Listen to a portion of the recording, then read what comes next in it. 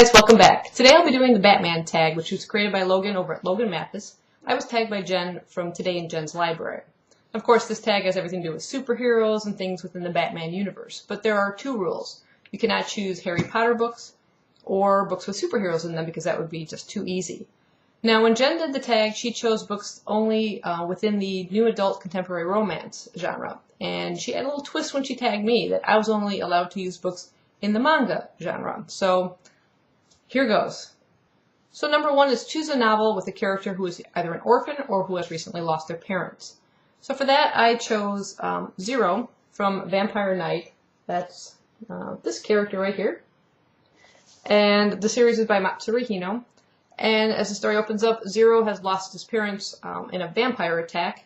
Both parents were killed, and he is sworn to kill all vampires in human form.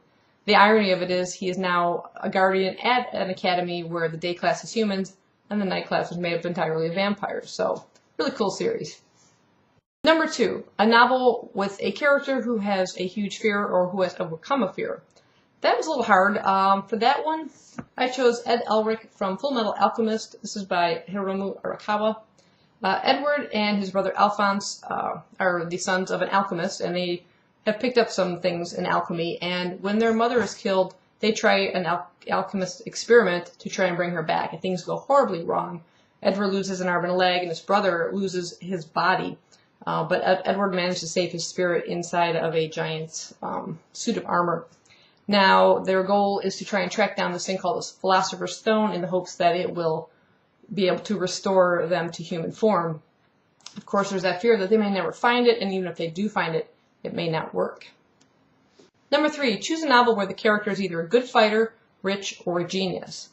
For that, I chose Staz in Blood Lad, and this is by Yuki Kodama. Staz is actually a vampire, and he's a district boss in the demon world. And to kind of retain your district, you face challenges, and you have to defend them and win those challenges, otherwise you lose your district. So he comes under quite a few fights, and he's quite powerful. We come to learn he's even more powerful in the second bind-up of the series. Number four, choose a novel where the character has two identities. For that, it was a real easy choice. I chose Light Yagami from Death Note. This is by Suguma Ova. In this series, Light happens to find a Death Note, which is something that belongs to a Shinigami, which is the death god in Japan. The Shinigami purposely dropped it down on Earth, and when Light finds it, he realizes that if you write a name in it and think of that person's face, that person will die within like 40 seconds.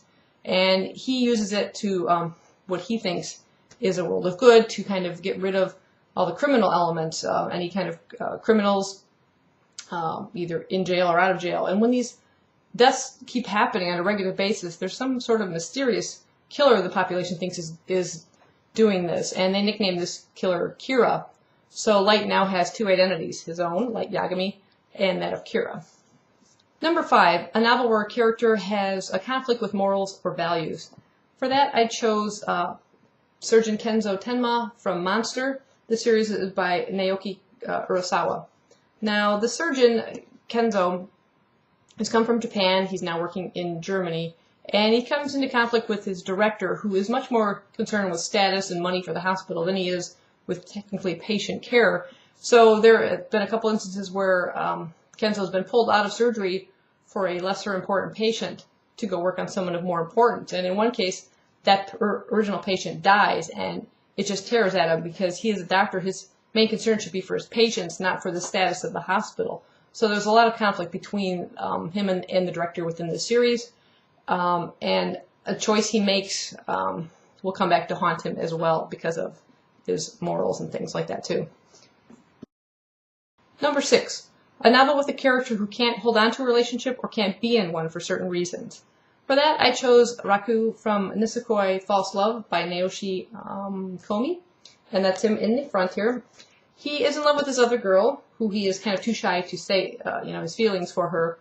But that doesn't matter because his father and this girl's father are rival gang leaders, and in order to kind of prevent a war between their two gangs, they sort of impose a false love match between these two. So now they have to pretend that they are a couple, even though they actually cannot stand each other. So there's a lot of humor within this series, but he does not want to be with this girl. He would rather be with this girl, hence the conflict.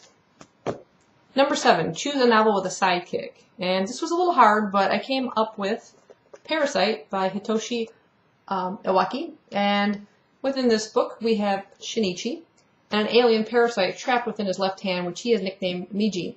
Miji, I believe, is Japanese for left hand, if I recall, in the series.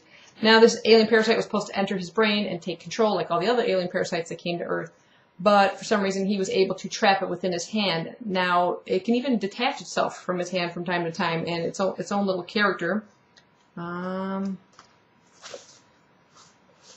Here it is, sort of still attached. And somebody's a little eyeball, and it'll have a little face, and it can kind of go off on its own. But together they have sort of formed this bond where they are going after the other aliens that are controlling humans and trying to stop them. So they're sort of like this team now, which is really weird. But it's a really great series. A bit gruesome at times, not for the squeamish, but really, really good series. Number 8, choose a novel where the character does not want to reveal their true identity. For that, I chose Rin Nakamura from Blue Exorcist by Katsuo Kato. Rin was raised by an exorcist, someone who kills demons, and just before he is killed by a demon himself, he reveals to Rin that he is the son of Satan, in fact, a demon. And he is so upset by the death of his stepfather that he decides he is going to become an exorcist one day as well. So he enters an academy to train to become one, along with his twin brother.